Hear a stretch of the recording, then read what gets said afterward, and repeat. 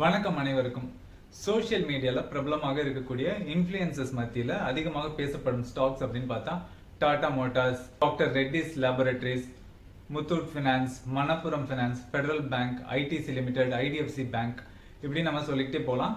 ஆனாலுமே இன்வெஸ்டர்ஸ் மத்தியில கவனிக்கக்கூடிய ஸ்டாக்ஸ் அப்படின்றது ஒரு டிஃப்ரெண்ட் லிஸ்ட் இருக்கு. அது போன்ற ஸ்டாக்ஸ் எடுத்து உங்களுக்கு நாங்க ஷேர் பண்ணிட்டு இருக்கோம். அந்த சீரீஸ்ல இன்னைக்கு ஃபர்டிலைசர்ஸ் அண்ட் கெமிக்கல் செக்டாருக்கு கீழே அடங்கும் 4 ஸ்டாக் பத்தி நம்ம பேசலாம்.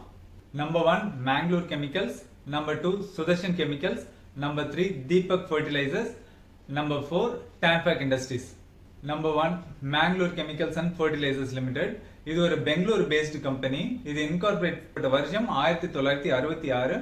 இவங்களுடைய மேஜர் உற்பத்தி அப்படின்னு பார்த்தா நைட்ரோஜனஸ் மற்றும் phosphatic fertilisers. Mangalore கெமிக்கல்ஸோட financial outlook பார்க்கும்போது PE ரேஷியோ 22.6x இருக்கு. இது வந்து இண்டஸ்ட்ரி ஆவரேஜான 29.9x ஓட கம்மி. இண்டஸ்ட்ரி ஆவரேஜோட PE ரேஷியோ கம்மியா இருக்கும்போது அது ஒரு பாசிட்டிவ் சைனா பார்க்கறது உண்டு. ROE வந்து 14.9% இருக்கு. ROCE வந்து 15% இருக்கு.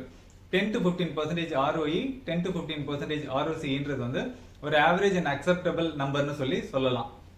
அடுத்தபடியா Tanfac industries, Chennai based company, incorporate செய்யப்பட்ட வருஷம் 1972. இவங்களோட மேஜர் உற்பத்தின்னு பார்த்தா ஃப்ளூரன் கெமிக்கல்ஸ். ஃபைனான்சியல் அவுட்லுக் பார்க்கும்போது PE ரேஷியோ இண்டஸ்ட்ரி ஆவரேஜோட அதிகமாக தான் இருக்கு. 49x இருக்குது. இண்டஸ்ட்ரி ஆவரேஜ் பார்த்தா 22 அரௌண்ட் தான் இருக்குது.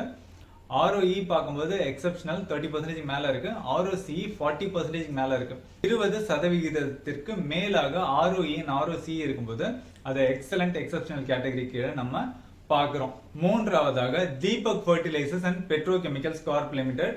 இன்கார்பரேட் செய்யப்பட்ட வருஷம் 1979. Pune based company.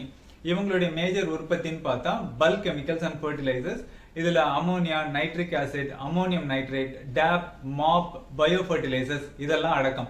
Financial outlook பார்க்கும்போது PE ரேஷியோ 18.6x இருக்குது. இது வந்து இண்டஸ்ட்ரி ஆவரேஜோட கம்மி. இண்டஸ்ட்ரி ஆவரேஜ் 21.6x இருக்கு. ROE 15.6% இருக்கு. ROCE 15.7% இருக்கு.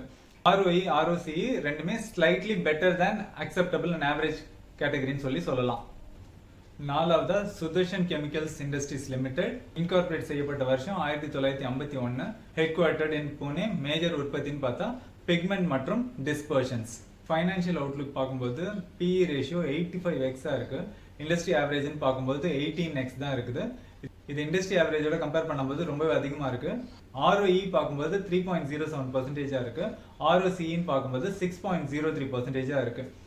ROE, ROCE ரெண்டோட நம்பர்ஸுமே லோயர் than ஆவரேஜ் அப்படின்ற ஒரு கேட்டகரியில தான் வருது. இருந்தாலுமே சுதர்ஷன் கெமிக்கல்ஸ் ஏன் ஒரு ஸ்ட்ராங்கான கம்பெனியா பாக்குறாங்க அப்படின்னா சுதர்ஷன் கெமிக்கல்ஸ் சுத்தி நடக்கிற சில விஷயங்கள் நம்ம குறிப்பிட்டு சொல்லணும். இந்தியா பொறுத்த வரைக்கும் பிக்மெண்ட் மேனுஃபேக்சரிங்ல number 1 company Sudarshan chemicals. Globally பார்க்கும்போது இது நம்பர் 4ல வருது.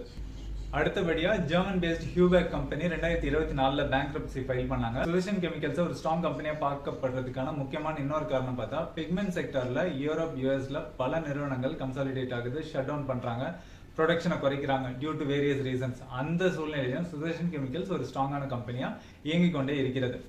ஸோ இன்வெஸ்டர்ஸ் மத்தியில கூர்ந்து கவனிக்கப்படக்கூடிய 4 நிறுவனங்களாக Sudarshan chemicals, Tanfac industries, Deepak fertilisers, Mangalore chemicals, இந்த 4 நிறுவனத்தை பத்தி எங்களால் முடிஞ்ச இன்ஃபர்மேஷனை உங்களுக்கு ஷேர் பண்ணியிருக்கோம். இது போன்ற மீண்டும் ஒரு நல்ல பதிவில் உங்களை சந்திக்க வருகிறோம். நன்றி, வணக்கம்.